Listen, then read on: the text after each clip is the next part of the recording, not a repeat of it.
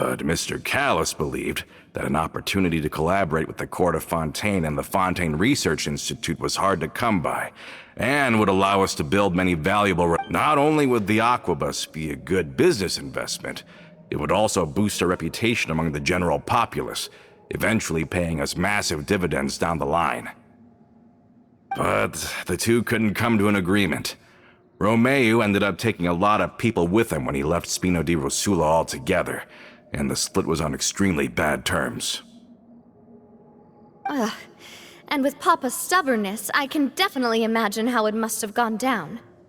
And of course, when he was suffering the slings and arrows of outrageous injustice, those relationships that he spent a fortune to build didn't help in the least.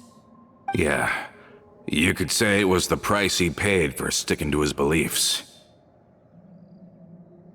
Oh, that's a good point. If Callis was really as stubborn as you say, then wouldn't he have argued with the rank and file all the time? Oh yeah, it eventually became a thing that just happened on every day that ended with Y. But Navia, boss, you might not know this, but he wasn't always like that. He used to be a lot better with taking counsel. With him listening to our advice, and Ms. Clementine also frequently on our side, it was pretty smooth sailing for a good many years.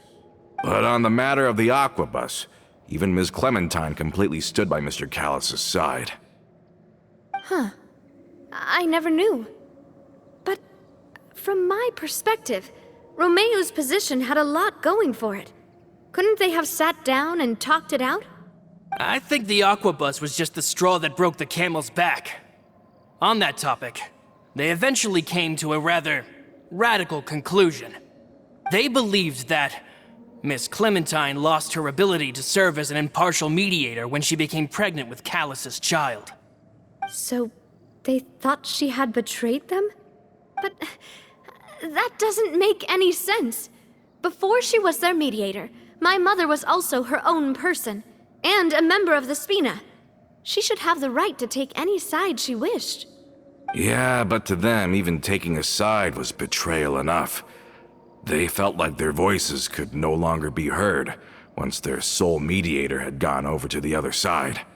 Of course, Ms. Clementine then passed away, and Mr. Callis began to regard the completion of the Aquabus project as her final wish. With that, the last hope of reconciliation was gone. So that's what happened. From that point on, Romeu and his people cut ties with the Spina, and never gave us any kind of professional or personal courtesy ever again. Perhaps they've regarded us as enemies ever since they left. But even so, there is still no proof that they ever acted in concert with Marcel. I've also heard that they aren't in a good financial position, so they've been lying low for a while. But as long as they exist, they'll continue to be a threat. Huh. I think Coulter's got a point.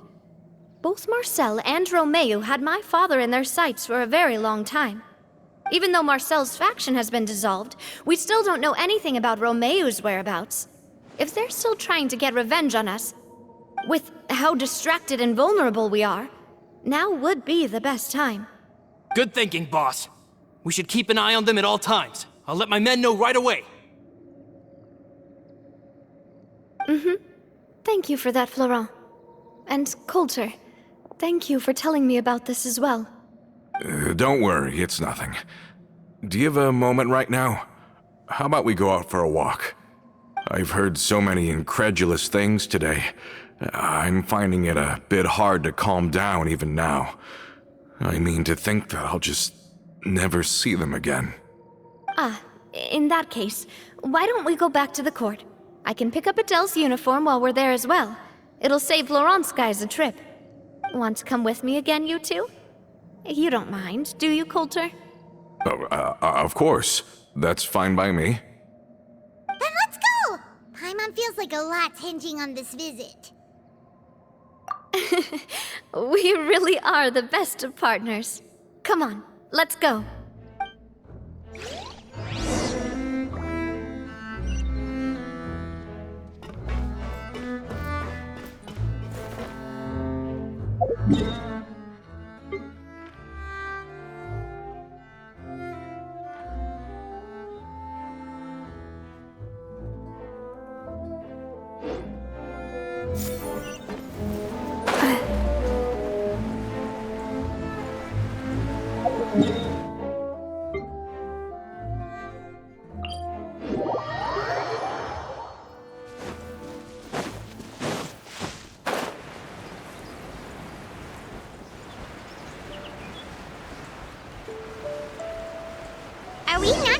the boat this time?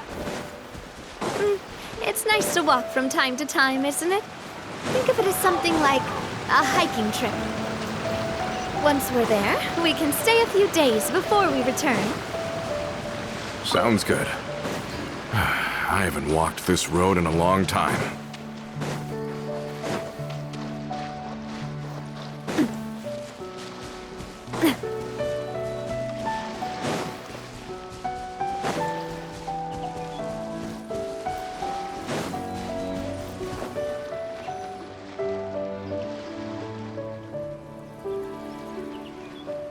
Well, we've walked far enough for now.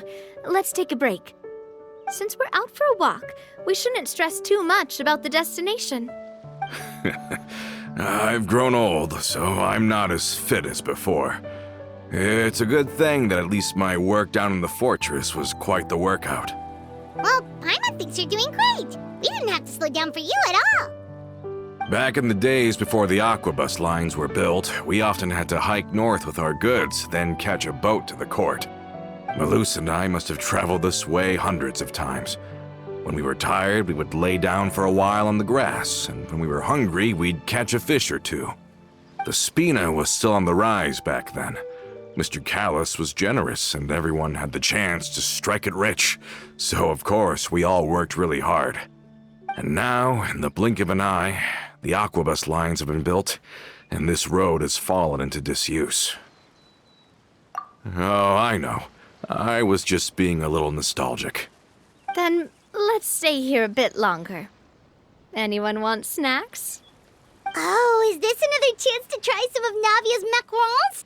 Paimon's been dreaming of them. Yep, I figured you wouldn't say no to a few more. Oh, wait. Let me check if I have all the ingredients. Malus and Silver used to take care of tasks like this. Okay, the stove's looking good. And as for the ingredients, seems like we're all out of flour and sugar, the two most important ingredients of all. Oh, would you? Oh, but it would be too much to ask you to go on a trip just for those.